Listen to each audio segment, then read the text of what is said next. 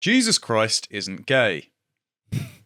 Thanks for watching, I guess. I can't believe I have to say that in this day and age, but for some reason, especially within the last week, everyone's come out and said Jesus is gay, or trans, or queer, or non-binary, or whatever other strange identity they'd like to lay claim to, just to try and make their own ideology a lot more valid, comparing it to the timeless wisdom of Christianity. I'm going to subject you to these segments because not only are you a great co-host, Josh, but because last time I was on the weekend segments, we decided to cover the Catholic Church's malfeasance. We're going to dip into the same sort of things here. But speaking of, well, people that have absolutely no shame and no concept of moral sanctity, if you'd like to subscribe to the website, you can go over just for £5 a month and watch our premium book club on Jonathan Haidt's The Righteous Mind, where Harry and Carl go through the fact that leftists don't really have much of a moral ring around concepts and don't really treat things as sacred. And so contaminating the legacy and the clearly defined image of Jesus, who, whether or not you believe he was the Son of God, was actually a man that existed, it's similar to their concept of we can just make Anne Boleyn black because we want to. Doesn't matter. Truth no longer matters, ladies and gentlemen. You don't even have to be religious to find it annoying. Like, yeah.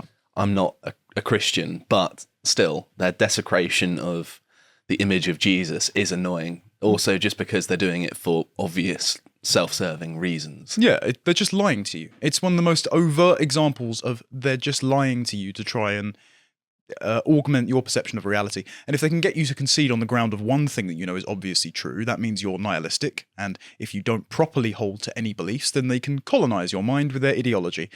Let's look at the first and most egregious example, shall we? The View, font of all-female shrillness. I mean ideological. I mean true and wisdom and, I give up. It's just stupid. Let's watch Sunny Hostin say one of the most blasphemous things I've ever heard. For who they were, and someone came to that place. And that's what's so sad. And I don't know that they hide behind religion, because I said this on this show once before. Jesus would be the Grand Marshal at the Pride Parade. I don't mean about gay people. I mean in every argument we have. But here's we weaponize religion. Here's my question. But it's wrong. Mm-hmm. If you're so afraid, why are you going over there? Yeah. If they scare you so much, leave them alone. When stuff scares me, I leave it alone. Mm-hmm. If I don't want to be bothered, I don't go there. See, that's the problem. You don't want to just have your feelings. You want everybody else to join you. And you know what? You can scream, you can cuss, you can do all the things that you say. But you know what? Gay people are here. They're not going anywhere. There is nothing you can do. You know, you can yell and scream, but, you know, as the Lord, as everybody was talking about, you know, made in God's image. Yep. Made in God's image. There are no but except for. There's none of that. No. Keep that in mind when you're trying to figure out where you stand as a human being, let alone a Christian. We'll be right back. So, Whoopi Goldberg confirmed not to be afraid of cake. Clearly, she doesn't leave that alone. Also, the idea that pride parades represent all gay people. I don't see Douglas Murray out in the streets of Los Angeles wearing arseless chaps. It's to be fair, talking of religious imagery, I think anyone who watches The View and the people on The View themselves belong in the seventh circle of hell. Well, speaking of seven, pride is one of the 7 deadly sins. So, no, Jesus Christ would not be the Grand Marshal of the Pride Parade. He would be telling you all to repent. And just for Whoopi Goldberg to say, no exceptions. Well, Whoopi, Christ isn't all that big on forgiveness if you don't have any repentance. I'd just like to read a little verse here from Revelation. Those who are victorious will inherit all this, and I will be their God, and they will be my children. But the cowardly, the unbelieving, the vile, the murderers, the sexually immoral, those who practice magic, the idolaters, and all liars, they will be consigned to the fiery lake of burning sulfur. That is the second death. Not big on forgiveness if you don't recognise what you're doing is wrong. And I'm not saying gay people are wrong, by the way. Plenty of gay friends, ex-theatre kid. But if you are, well, as Tom Harwood put on Twitter, engaging in the enlightenment of bumming out in the street in public in front of children, I don't think you've earned your place in heaven. There you go. Bit controversial, but all right. I think it's a bit harsh of Jesus to target magicians. I mean, Children's entertainers, come on. It's more what have talking- they done to anyone? Well, actually, they work for the BBC. You don't know what they're making the balloon animals out of, do you?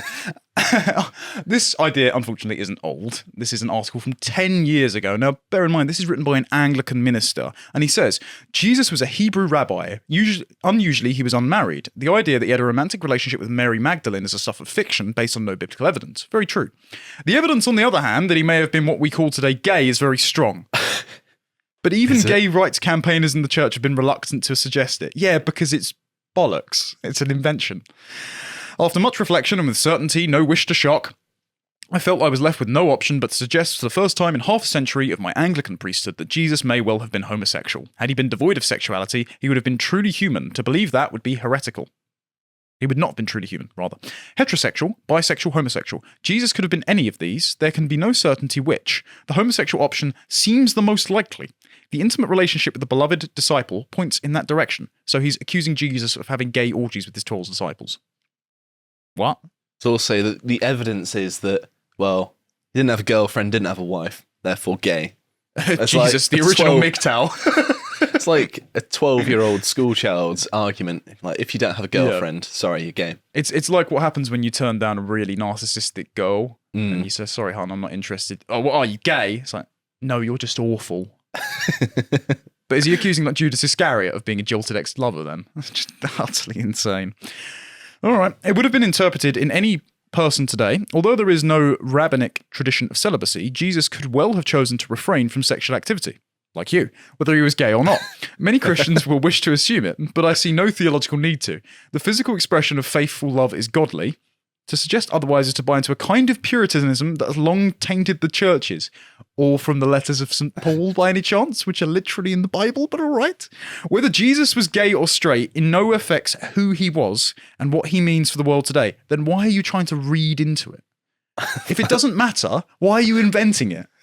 That's such a self-defeating line to have in here. It's just like, it doesn't matter, but I've wrote an entire article about it. Yeah, I've put my priestly reputation on the line to invent this fan fiction of the man I'm meant to be following. But it's all right, guys. You can just ignore it. Meanwhile, read this gigantic tribe I've put in The Guardian. Spiritually, it's immaterial. What matters in this context is that there are many gay and lesbian followers of Jesus, ordained and lay, who, despite the church, remarkably and humbly remain its faithful members. That's fine.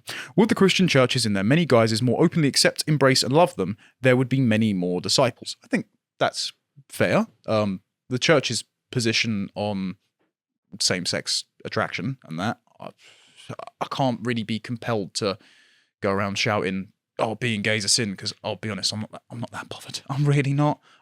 You can't force me to care. The gay marriage issue is a completely different thing, just for definition. But hey, if you're happy with your partner, go for it, guys. It's a pretty short life. But the idea that Jesus, spiritually being gay, wouldn't have altered his message somewhat, bit ridiculous when be fruitful and multiply was a literal mandate given by the God he's meant to be incarnate of. So it does kind of contradict the sexual dimorphism that was created by the part of the Trinity that he is spawned from. It doesn't make any sense. There's also, of course, the sort of mythological element to it in that he is the Son of God and therefore it imbues him with some sort of divinity that reflects upon reproduction. Yes. If he's the Son and he's somehow special, well, I mean, not somehow, it's not surprising. Well, but no, that's a good point, because if you're meant to emulate Christ's example here on earth, is the example therefore, if you were meant to emulate every aspect of his example, then that would just lead to depopulation of the human race. And that's not a good thing. So, doesn't make any sense logically speaking. Jesus is also queer, apparently. We can go on to the next one. That's obviously very different. Queer is no longer a slur term. It is a sexual identity, meaning that you are gender fluid and between boundaries, and it's very political. This is from an Icelandic church. If you'd just like to scroll down, John, to the image that's in this article. Yeah. So that's Jesus Christ with breasts dancing under a rainbow for audio listeners. Remember when Lauren Southern got kicked out of the UK for saying Allah is gay? yeah, well, Right. Okay, I look forward to Iceland being banned. The Church of Iceland's new woke ad welcoming people to Sunday school sparked outrage after it featured a bearded Jesus Christ with breasts, makeup, and a dress. I mean, that's more of a toga, but whatever. The advert, which apparently shows Jesus shaking his breasts while dancing under a rainbow, appeared on the National Church's Facebook page. What it's showing, is it? On September 11th. Right. 9/11 was obviously evil. But please don't give them an excuse to point to Western decadence. Come on. The advert has since been deleted from the church's page, will be depicted on buses in the Icelandic capital Reykjavik for another 2 weeks. The church said in a statement, the 2020 Assembly of the National Church regrets that the picture of Jesus in a Sunday school advertisement has hurt people. The goal was to emphasize diversity, not hurt people or shock them. Peter Georg Marken, media representative for the Church of Iceland, said that it is positive for Jesus Christ to appear in different forms and that the church celebrates diversity. He's not Mystique from the bloody X-Men. He doesn't shapeshift. Jesus Christ isn't meant to conform to fit your self-perception. He's not meant to pander to your narcissistic sense of self and your malleable identity. You're meant to emulate his example if you're a Christian, that is. And if you're not a Christian, there's plenty of wisdom in the moral prescripts he sets forth, principle of reciprocity, do unto others as you would have do unto you, sell your cloak and at least buy a sword so you can defend yourself. There's plenty of good stuff in there. I like that one. Yeah, I don't remember thou shalt transition being one of the commandments. So Marken added, in this one, we see a Jesus who has breasts and a beard. We're trying to embrace society as it is. We have all sorts of people. We need to train ourselves to talk about Jesus as being all sorts in this context, especially because it's really important that each and every person see themselves in Jesus. Nope, wrong way around. Entirely no. You're meant to forgo your personal sense of vanity to follow the example of Christ, which is meant to be self-sacrificing. Again, that's the Christian perspective. You cannot claim to be a Christian and do this nonsense. We don't stagnate too much is really important. That's the essential message. So this is okay. It's okay that Jesus has a beard and breasts. Right. I will refuse to make a joke about the communion being a HIV risk and simply move on. Also, it says in here that the woke church representative said the cost of the marketing campaign designed to encourage youngsters to Sunday school will be, in Icelandic money, 2 million. So that's £11,000 here. And the church minister, Guðrún Karls, said each person interprets something different in this picture. Some people interpret it as trans Jesus, others as a woman with a beard. Some see Mary with a beard, others see a genderqueer person. Views are in the church that are just as diverse as elsewhere. No, they're not. They're not. The views are in the church of the Bible. Like, you might have an interpretation, but some interpretations are wrong. Speaking of wrong interpretations, Jesus is also trans. Oh, I saw this. This is so ridiculous. Yeah. So a dean at Trinity College said that the view was legitimate after a row over a sermon by a Cambridge research student that claimed Christ had a trans body. The truly shocking address at last Sunday's Evensong at Trinity College Chapel saw Joshua Heath, a junior research fellow, display Renaissance and medieval paintings of the crucifixion that depicted a side wound that the guest preacher likened to a vagina. So Christ was pierced in the side by a Roman spear, and so he now has a hole through which you can... and that makes him a woman. I mean, I don't put much stock in the Freudian approach to psychology. However, I feel like there's some form of personal projection here from the individual interpreting it that way. When I see a wound, I don't think, oh, that's someone's private parts. I think, oh, they've been stabbed by something. I mean, I'm no expert on trans surgery, but I thought it was below the waist and not in your bloody rib cage. So... all new frontiers of gender on this channel, isn't it? Worshippers told the Telegraph they were left in tears, all right, a bit much, and felt excluded from the church, with one shouting heresy at the dean upon leaving. Okay, that's based. The sermon displayed 3 paintings, including Jean Malel's 1400 work Pieta, which Mr. Heath pointed to Jesus' side wound and blood flowing to the groin. So Jesus is having a period because he's bleeding from his chest, and that makes him a woman. Okay. Heath, whose PhD was supervised by Archbishop of Canterbury Rowan Williams, the former one, not the current one, just as bad as each other it seems, also told worshippers that in the prayer book of Bonn of Luxembourg from the 14th century, this side wound was isolated and takes on a decidedly vaginal appearance.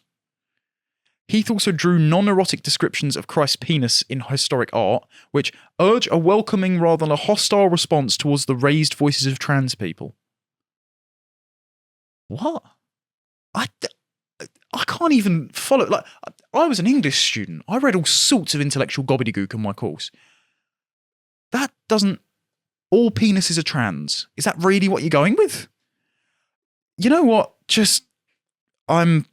No. Move on. Next one. Unfortunately, we can't even fight back about this now because the UK is slowly banning Bible verses.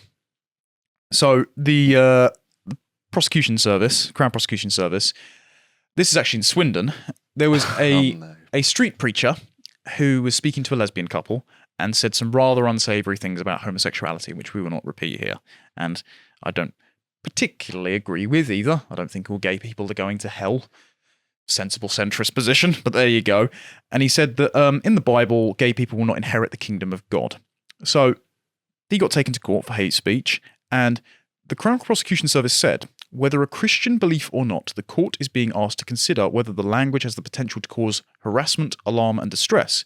This document is not the forum for religious debate, but the Bible contains other material recognizing slavery, Exodus 21:7, not condoning it, the death sentence, Exodus 35:2, and Leviticus 24:16. They missed out a verse from Matthew there, actually, where it says that if you harm the littlest among me, meaning children, better that you tie a millstone around your neck and throw yourself in the sea, which I think is a great new execution technique for convicted paedophiles, by the way, just a suggestion out there.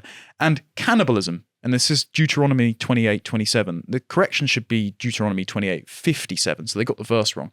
And that's actually describing a siege in pre-New Testament Israel, where you are locked in your castle and forced by your enemies to eat your children as a punishment.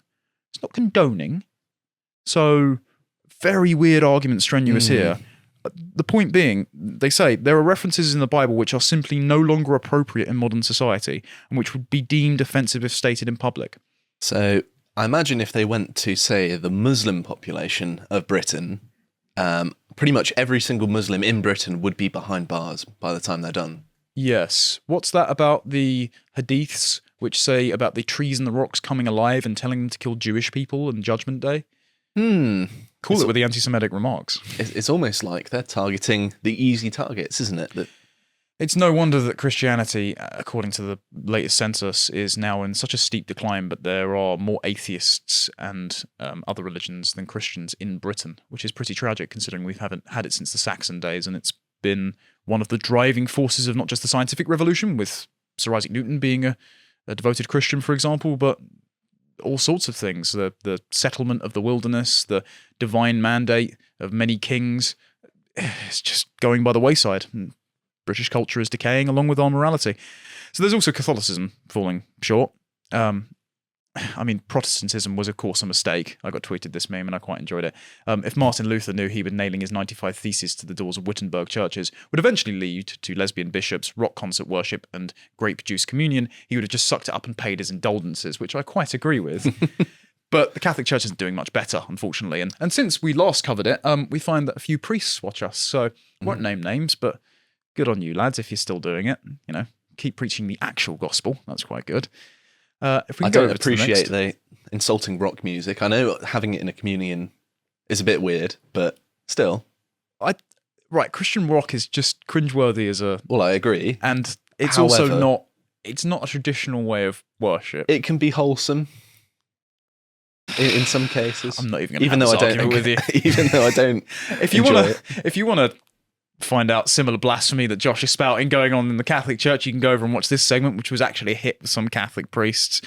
We can look at how Catholicism's falling short just briefly before we finish continually. This was a recent sermon statement put out by Pope Francis, actual Marxist he is. He says, I would like to extend a special thought and send my love to young people. Thank you for having some come out in such numbers. Today we need young people who are truly transgressives. Young people who are truly transgressive, nonconformists, who are not slaves to their mobile phones, which I would agree with, but who change the world like Mary, bearing Jesus to others, taking care of others, building fraternal communities with others, making dreams of peace come true. Now, I would agree with don't sit on your phone, try and urge small communities, but given we've already covered the fact that he is a student of Paulo Freire, critical education pedagogist, and he thinks that students and teachers should be likewise indoctrinating each other into Marxist literature. When he means transgressive, he means revolutionary. So, openly blasphemous. It's interesting as well that this was taken down and we had to find the archive just as I was prepping the show notes. So, I suppose it didn't go down too well. It's a very strange thing for a senior religious figure to say that you need to be transgressive when he is the main power structure. Yeah, you're saying basically burn the biblical prescriptions that I'm meant to be appealing to give my position legitimacy. It's not good. He's like the new Borgias, isn't he? Just subverting the church from within. Well, speaking of which, remember we covered the Germans last time and their schism of the Catholic Church? Their schism is actually progressive schism. So Pope Francis isn't woke enough for them. So now German bishops have snubbed a Vatican ban and are blessing gay couples in their churches. Again, I think civil unions, perfectly fine. But marriage definitionally is between a man and a woman, not because, as Joe Rogan once said, it's just two people writing down they love each other on a piece of paper. No, it's for the children. It's to keep you together despite the problems that you have as you potentially grow apart with age. It's to say that we have this commitment to something higher than ourselves, and so we'll work through our problems for the benefit of our kids. And that's a really wholesome thing to do, and more people should do it. Good luck to Harry, because it's coming down the pipe for him. Instead, the Germans have decided we're just going to revolutionarily redefine marriage within the church. So the president of the German Bishops' Conference last Friday said he will continue blessing gay couples and allow his priests to do so as well. Bishop Georg Batzig's public recognition of the Vatican ban on such blessings was all the more remarkable since it was issued at a press conference in Rome shortly after a meeting between Pope Francis and German bishops. The church must change, Batzig declared. We cannot go on as before. It is a matter of conveying the message of the gospel here and now, and not always looking to the past, even running the risk of a bruised church. Where does the gospel come from? I'm pretty sure it is the past. Yeah, shockingly so. So preach the message of the gospel applied to the here and now. So you're just going to reinterpret all of the text like a postmodern leftist and make the ethics fit to what your desires already want. That's genuinely the position of Satan. Right. Here's exactly why you should indulge in the 7 deadly sins without any logical consequences for the harms that will befall you afterwards. The bishop went on to insist that the German Catholic Church is not pursuing a path of schism from Rome, despite its profound differences with official church teaching. This has never been an option for any of the German bishops or any of the lay Catholics. Never, he said. We are and will remain Catholic, but we want to be Catholic in a different way, and we feel this responsibility. We want to remain Catholic, but also we want to be different Catholics. That's like saying, I want to be on fire and wet. That's just become Protestant. That's the well, that's the original sin of humanity. My theory is actually Protestantism is the original germination of postmodern deconstruction, but that's a whole podcast for another time. Germans at it again. Last March, Batzig declared that the Catholic Church must change its teaching on sexual morality, insisting that gay sex does not harm a person's relationship with God. Same-sex relations are okay as long as they're carried out with loyalty and responsibility, he told the German magazine Bunte. No one follows church teaching on sexuality anymore, he asserted, so we have to partially change the catechism. Sexuality is a gift from God, it's not a sin. Well, sexuality is for intimacy, yes, but also procreation. That's the be fruitful and multiply thing. That's why you can't say Jesus was gay.